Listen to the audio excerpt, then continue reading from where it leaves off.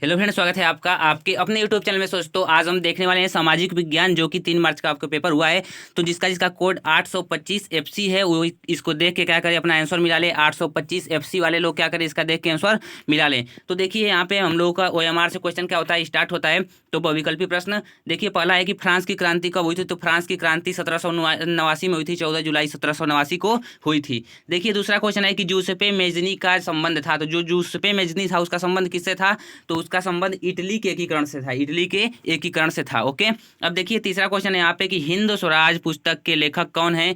तो हिंद स्वराज पुस्तक के लेखक महात्मा गांधी जी हैं। कौन है, महात्मा गांधी जी हिंद स्वराज पुस्तक के लेखक हैं। चौथा है कि निम्नलिखित में से किसने बरदौली सत्याग्रह का नेतृत्व किया था। तो जो सरदार वल्लभ भाई पटेल जी थे, वो बरदौली सत्याग्रह का नेतृत्व किए थे। पांचवा है कि जब फ्रांस सीखता है तो बाकी यूरोप को सर्दी जुकाम हो जाती है। किस का मतलब इसको किसने कहा था, तो जो ड्यूक मेटरनिक था उसने कहा था कि जब फ्रांस छींकता है तो पूरे यूरोप को सर्दी जुकाम हो जाती है। छठवां है कि भारत में संघीय राज्यों की संख्या है। तो भारत में 28 संघीय राज्य हैं। कितने संघीय राज्य हैं, तो 28 संघीय राज्य हैं। विश्व का सबसे बड़ा लोकतांत्रिक देश है तो USA।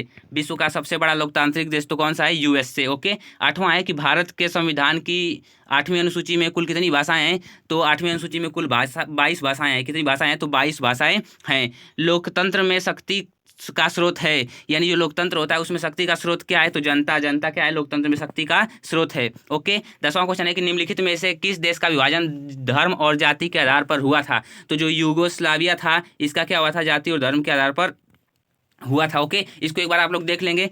देखिए ग्रामा है कि प्रति व्यक्ति आय को अन्य किस नाम से जाना जाता है। तो प्रति व्यक्ति आय को अन्य किस नाम से जाना जाता है, तो व्यक्तिगत आय, यानी एक व्यक्ति की आय, प्रति व्यक्ति आय यानी व्यक्तिगत आय। ओके, देखिए 12वां क्वेश्चन है कि द्वितीयक क्षेत्र को अन्य किन नामों से जाना जाता है। तो जो द्वितीयक क्षेत्र होता है वो औद्योगिक क्षेत्र के नाम से जाना जाता है, औद्योगिक क्षेत्र, यानी सी वाला ऑप्शन इसमें सही है। 13वां है आपका कि सेवाओं को किस क्रियाकलाप क्षेत्र के अंतर्गत रखा जाता है। तो जो सेवाएं होती हैं किस क्रियाकलाप के अंतर्गत आती हैं, तो जो सेवा क्षेत्र है वो तृतीय क्षेत्र क्या है, सेवा क्षेत्र है। ओके, देखिए भारत का अधिकांश विदेशी व्यापार कहाँ से होता है। तो जो समुद्री मार्ग है उससे क्या होता है, भारत का अधिकांश विदेशी व्यापार होता है। देखिए 15वां है कि उपभोक्ता अधिकार दिवस कब मनाया जाता है। तो मैंने अभी कल इस क्वेश्चन को करवाया था कि उपभोक्ता अधिकार दिवस कब मनाया जाता है। तो 24 दिसंबर को क्या होता है, उपभोक्ता अधिकार दिवस मनाया जाता है 24 दिसंबर को। देखिए 16वां है कि इनमें से किस राज्य संघ में काली मृदा पाई जाती है। तो मतलब कि महाराष्ट्र में जो है उसमें काली मृदा पाई जाती है, महाराष्ट्र और गुजरात में। तो इसमें महाराष्ट्र ऑप्शन में है, तो महाराष्ट्र को क्या करेंगे आप, सही कर देंगे। ओके, देखिए ये पूछा है 17वां क्वेश्चन की एजेंडा 21 का संबंध किससे है। तो किससे है, सतत पोषणीय संधारणीय विकास से। ओके, सतत पोषणी, इसमें डी वाला है।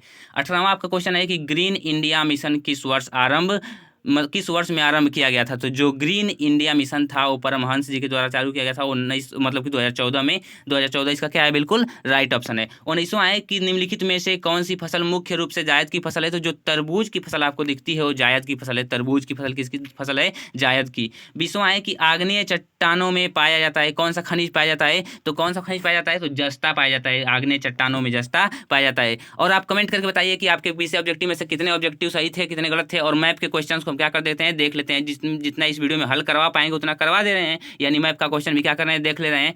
तो देखिए आपके लॉन्ग क्वेश्चंस थे कि भारत अर्थव्यवस्था पर महामंदी का क्या प्रभाव पड़ा। फिर सत्याग्रह का अर्थ स्पष्ट कीजिए, भारत में राष्ट्रवाद के उदय के कारणों को लिखिए, संसाधनों के अंधाधुन प्रयोग से समस्याएं पैदा हुई उसके बारे में लिखना है, आर्थिक गतिविधि से आप क्या समझते हैं, उपभोक्ता के कुल कितने अधिकार होते हैं। तो ये सब क्वेश्चंस हैं। जैसे कि आप लोग देखिए इटली का एकीकरण, जर्मनी का एकीकरण किसके द्वारा हुआ था, कैसे हुआ था, इसका आपको वर्णन करना था। ओके, अब देखिए मैप के क्वेश्चन को फटाफट से देख लेते हैं हम। मैप के क्वेश्चन को देखिए, वो स्थान जहाँ नील की खेती करने वाले किसानों का आंदोलन हुआ था, तो कहाँ पे हुआ था, तो 1917 में बिहार में सर्वप्रथम दांडी में हुआ था, मतलब कि सविनय अवज्ञा आंदोलन स्टार्ट।